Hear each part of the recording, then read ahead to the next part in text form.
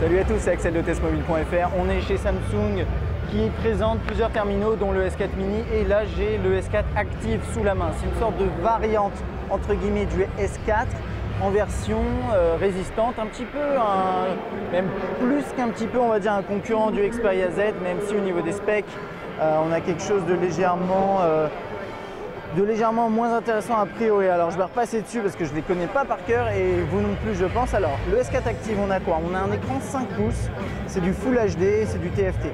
On a Android 4.2.2 avec donc Jelly Bean avec surcouche TouchWiz, la même surcouche qu'on a sur le S4, vous allez le voir juste après. On a 2 Go de RAM, 16 Go de mémoire interne avec micro SD, extension possible jusqu'à 64 Go. Un appareil photo 8 mégapixels juste à l'arrière, voilà ici, avec flash LED et caméra frontale 2 mégapixels. On a une batterie de 2600 mAh, c'est un terminal qui est compatible LTE, donc 4G. NFC, Wi-Fi, Bluetooth, bon classique, il est IP67 et il mesure 9,1 mm d'épaisseur. Alors j'ai pas le CPU sous la main et c'est un peu dommage d'ailleurs parce que je le connais pas par cœur, mais bon, voilà, c'est pas grave, on va s'attarder plutôt sur les fonctionnalités et le design. Pour cette vidéo, je vais commencer tout d'abord par le comparer à son frère. Alors je sais pas si c'est son petit frère ou son grand frère, on va dire son grand frère, le S4. Donc on a deux écrans de 5 pouces ici avec un design très similaire, peut-être un petit peu plus bleuté ici. Sur le S4, ça se voit peut-être pas trop, je vais zoomer un peu, voilà. Peut-être un peu plus gris, pardon, un peu plus gris sur le Active. Et on voit ici qu'on a vraiment un motif différent. Là, on a un motif vraiment alu brossé, mais c'est du plastique. Et là, ici, plus ce motif très spécial qu'on a sur le S4. Sur la droite, on a une touche de on-off verrouillé, déverrouillé, qui est un petit peu, qui accroche légèrement, enfin qui a un léger relief sur celle-ci. On n'a rien là. Micro USB en bas. Sur le haut, on a le jack 3.5. Et qu'est-ce qu'on a d'autre? Alors attendez, il y a une petite inscription, il y a écrit waterproof. Ok, waterproof, j'imagine jack, enfin headphone. Donc a priori voilà, ça c'est waterproof et il n'y a pas besoin d'avoir un slot, enfin un cache comme sur le Xperia Z. Et ça c'est intéressant je pense, parce que c'est un des problèmes que j'ai avec le Xperia Z effectivement. Sur la gauche on a un bouton de volume qui est juste ici. Et vous pouvez le voir, hein, le S4 est un peu plus fin que le S4 Active, mais pas tant que ça. C'est ça qui est intéressant, c'est qu'on a un terminal fin malgré son côté certifié IP67 et ça c'est quand même intéressant, je trouve. Ok. Et de face bien entendu, voilà. Là deux approches différentes mais très proches quand même. Et là en bas par contre là c'est vraiment différent. On a des touches physiques hein, qui sont pas très esthétiques mais qui sont vraiment plus adaptées à ce type de terminaux résistants. Hein. Donc voilà, moi j'aime bien perso, hein, je trouve ça vraiment pas mal, le fait de pouvoir appuyer sur des touches. Là ici on a un bouton et le reste c'est des touches sensibles. Je pense qu'on a fait le tour, à part, oui non, le tour complet non, puisqu'on n'a pas fait l'arrière. Et là on a quelque chose qui fait plus penser à un Xcover, légèrement en tout cas, légèrement penser à un Xcover. Si vous avez déjà vu notre prise en main du Galaxy Xcover 2 par exemple, donc avec ces éléments là, je vais essayer de zoomer un petit peu pour vous montrer plus en détail. Ça ressemble à des vis mais je ne suis pas sûr, mais c'est des éléments voilà, de design et peut-être pour solidifier l'intégralité du truc. L'appareil photo, ça c'est lisse, on dirait pas d'ici, ça a l'air peut-être un peu rugueux. Là ici par contre il y a un léger relief et là c'est lisse. Je trouve que c'est plutôt joli quand même, hein. L'ensemble est plutôt réussi. Donc voilà, ça c'était pour le design du Active. On va passer maintenant dans l'interface.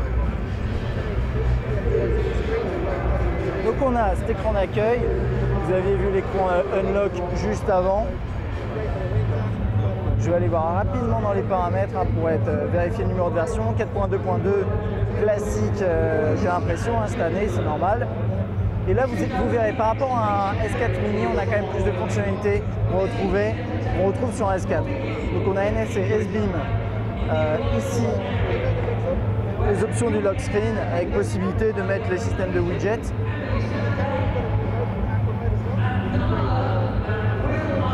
screen mode. Voilà, on n'a pas le dernier mode qu'on avait, je ne sais plus comment il s'appelait, RGB quelque chose, il avait un nom particulier, on ne l'a pas ici.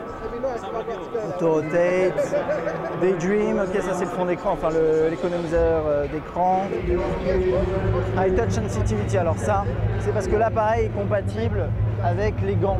Alors là j'ai pas le temps de les mettre parce qu'ils sont très mal réglés ces gants, mais en fait ça fonctionne voilà quand vous appuyez avec des gants.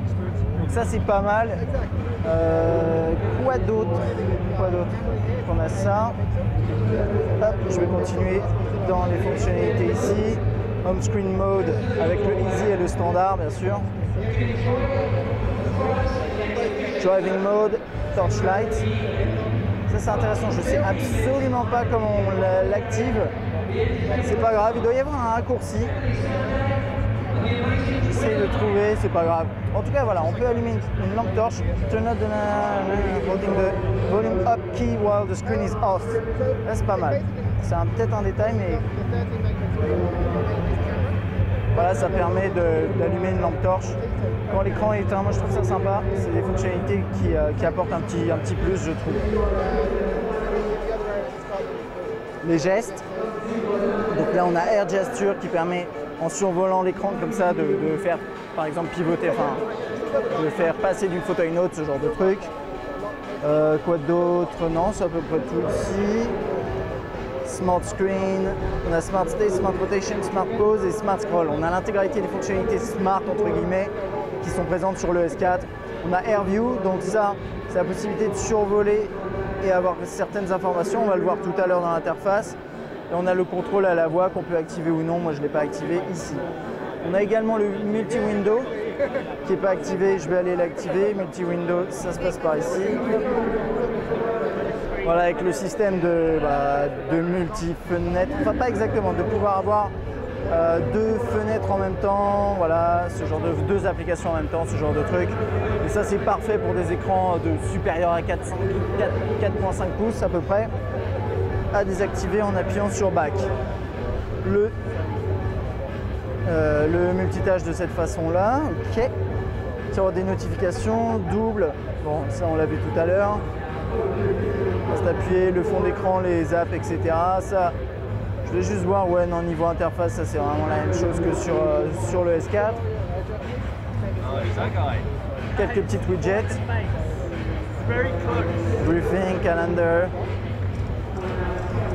Gmail, musique, S-Planner, ok, tout ce genre de choses, ça c'est sympa. On va aller dans le menu et faire un tour dans les applications principales et surtout dans l'appareil photo parce qu'il y a une petite fonctionnalité qui a l'air intéressante qui permet de faciliter la prise de photos sous l'eau en utilisant les boutons de volume. On va aller voir ça juste après. Là, si je survole, il ne va rien se passer puisque j'ai pas de rendez-vous, mais normalement voilà, AirView est censé fonctionner. Ça c'est pas mal, on va aller directement du coup dans l'appareil photo. Donc avec cette interface qu'on trouve sur le S4, avec les différents modes ici, que vous pouvez afficher en carrousel également. Donc le HDR, la possibilité de faire des drama shots, c'est des effets en stéroscopie. Non, stéroscopie. Qu'est-ce que ça veut dire stéroscopie en plus? Bref, stroboscopie. Donc c'est des photos stroboscopiques avec voilà, un assemblage de différents éléments, mode panorama, etc. Prise de photo, enfin prise de vidéo pardon, très rapide, prise de photo également, comme ça.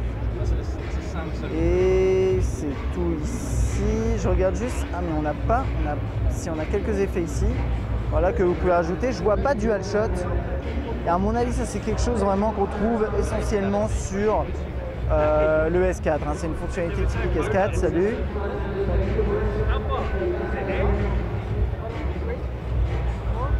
Quelques paramètres ici, détection du visage, anti-shake, vidéo size, donc 1080p et volume key, c'est tout, white balance, flash, ok d'accord. Je regarde juste si au niveau des modes j'ai pas loupé un truc. Sound and shot, non, aqua, pardon, voilà. Mode aqua, ici, j'appuie dessus et il me dit You will be able to use the touch screen. You will be unable, pardon, to use the touch screen underwater. Donc ça c'est la même chose que sur le Xperia Z. En fait. Vous ne pouvez pas utiliser l'écran. C'est un écran capacitif. Ça ne s'utilise pas dans l'eau. C'est normal. Par contre, il va vous proposer de définir une fonctionnalité pour les touches de volume. Alors ça c'est un peu étrange parce que c'est quelque chose qu'on a vu dans les paramètres juste avant, mais bon, très bien. Par exemple de camera key, volume. Be sure to close the USB cover. Alors ok, ça c'est intéressant, on vient d'avoir une info sans le vouloir, mais voilà, je l'avais pas vu, mais il y a un cache pour l'USB. Ça c'est le seul endroit où il y a un cache en fait. À la limite, moi ça me dérange pas trop, hein, mais vous avez un cache quand même pour l'USB, c'est à prendre en note. Et oui, voilà, là je prends une photo en appuyant sur le bouton. Le volume, très bien. Bon, et pour le reste, hein, c'est un appareil qui est performant, qui fonctionne pas mal. Juste pour info, là je viens juste d'avoir la donnée au niveau du chipset. Enfin au niveau du processeur, on a un Snapdragon 600, 1,9 GHz. Voilà, c'était pour l'info qui nous manquait. Et puis je pense avoir fait le tour ici, on va pas s'attarder trop. C'est une sorte de S4 avec cette fonctionnalité résistif, avec un terminal plus résistant. Voilà, c'est à peu près tout ce qu'on peut dire aujourd'hui sur le S4 Active. C'est un appareil qu'on trouve très intéressant. J'aime beaucoup cette tendance à renforcer les terminaux, mais sans...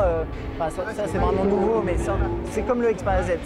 Des terminaux renforcés qui peuvent aller sous l'eau. C'est même pas le but d'aller sous l'eau, c'est plus si vous le faites tomber, vous n'allez pas le ruiner s'il tombe dans une piscine ou ailleurs. Et ça c'est plutôt sympa, on a un appareil qui a l'air de bien fonctionner, bien bâti, pas trop épais. Donc bon, pour l'instant je valide, on va dire. Et on a hâte de tester ce S4 Active. Si vous avez des questions comme d'habitude, n'hésitez pas. À bientôt.